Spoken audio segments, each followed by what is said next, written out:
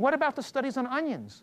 Well, a recent article published in the American Journal of Clinical Nutrition showed that, and a large European study in 12 different countries in Europe, showed that people who ate the most onions had between 60 and 75% reduction in all major cancers. They reduced colon cancer, they reduced prostate cancer, they reduced breast cancer, they reduced ovarian cancer, just from the higher consumption of onions. You ever cut an onion and it gives off that gas? Well, as the gas is given off, a chemical reaction is occurring, creating these disulfides and anti-cancer nutrients that are formed as you cut that onion. It's like a chemical reaction right in your own kitchen. You could smell and you could feel the effects. There's something else in these mushrooms and onions. We talked earlier about angiogenesis inhibitors and how the word angiogenesis means the growth of blood vessels. Well, when you have angiogenesis inhibitors, it prevents feeding nutrients into tumors and cancers. It doesn't allow them to grow. It prevents cancers from being formed and growing on your body because they prevent those abnormal cells from being fueled. And there's more, because in simple mushrooms are something called aromatase inhibitors. Aromatase is an enzyme that works on body hormones. And the aromatase inhibitors in the mushrooms lower the level of the toxic levels of estrogen that promote breast cancer. And they lower the hormones that promote prostate cancer. In other words, what I'm telling you here is they have multiple effects that get cancer from lots of different angles to protect the body. They induce weight loss, and they protect you against disease. And green vegetables have all types of different systems and different nutrients that put a silicone, like slippery coating on the inside of your blood vessels. They activate something inside the blood vessel called the NRF2 mechanism that prevents plaque from binding, that accelerate the rate at which fat melts away from the inside of your blood vessels. In natural foods, nature already put substances that are supposed to protect you against disease. Your body is already disease-proof. But the problem is, people don't eat those things. They don't consume them, right? All right. Let's look at Pam for a minute here, because Pam had metastatic ovarian cancer. She had 4 liters of fluid in her belly and in her lung, and her doctors told her that she had less than 1 year to live, like other people who had similar problems. Pam didn't like that prognosis, right? And I said to her, you know, who knows? Let's do everything we can to see if you could beat this. Don't give up, fight back. You know what? 17 years later, Pam doesn't have cancer anymore. She's well. She's healthy, right? She's vibrant. She's living life. She's a living success story. I'm not claiming every person with advanced cancer can reverse it, but it happened to, I'm seeing it happen to people. Now, here's a simple way you could remember the superfoods to prevent cancer. It's called GOMS. Like the word combs? Like a comb for your hair, we'll put a G in front of it instead of a C. GOMS, okay? GOMBS, greens, onions, mushrooms, beans, berries, and seeds. GOMBS, greens, onions, mushrooms, beans, berries, and seeds. You got that? Those are the most powerful disease-fighting foods on the planet.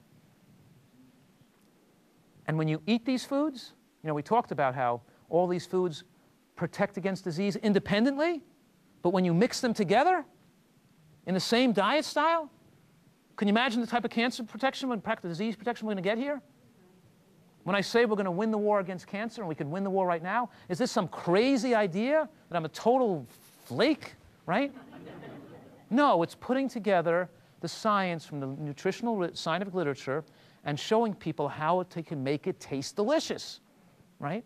How they can enjoy it, how they can be motivated to make the changes so they can protect their health. Because people deserve to know this. They deserve to have incredible health. So look, when you eat these foods, we can retrain the taste buds to like them more. You like what you're used to eating. And when you get great health, your taste buds improve as your whole body improves. Like your smell gets better, your taste gets better. It's part of being in good health is having great, strong taste buds. And you enjoy eating more, not less.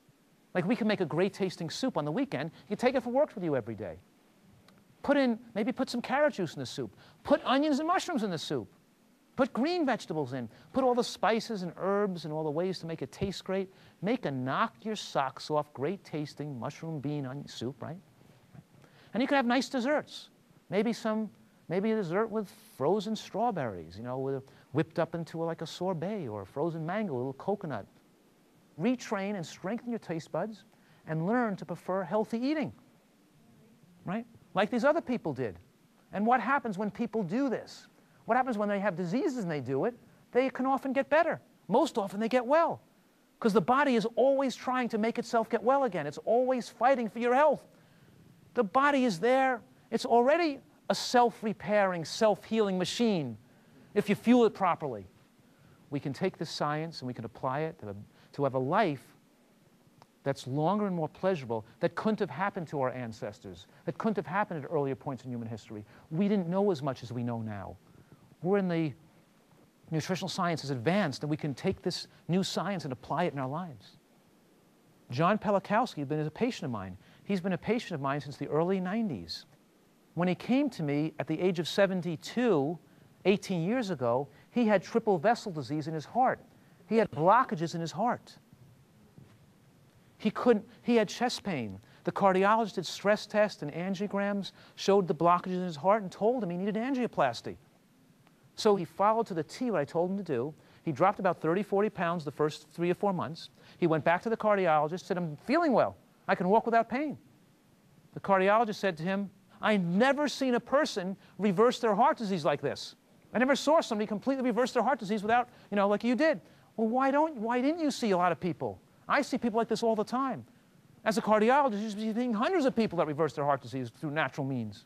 You don't see it because you don't know about it to apply it. Everybody's got to know about this. Right? And here's why I'm telling you about John.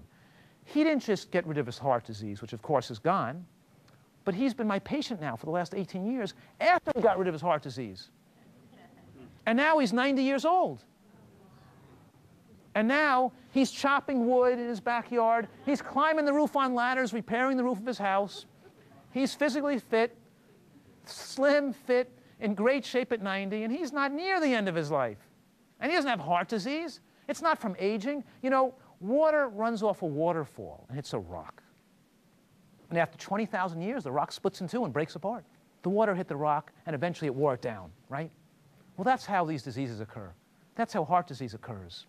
You stress that body out day after day, week after week, month after month. The American diet took its toll on you over all those years.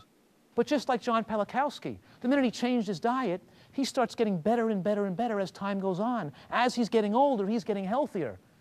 This is what we see from studies around the world.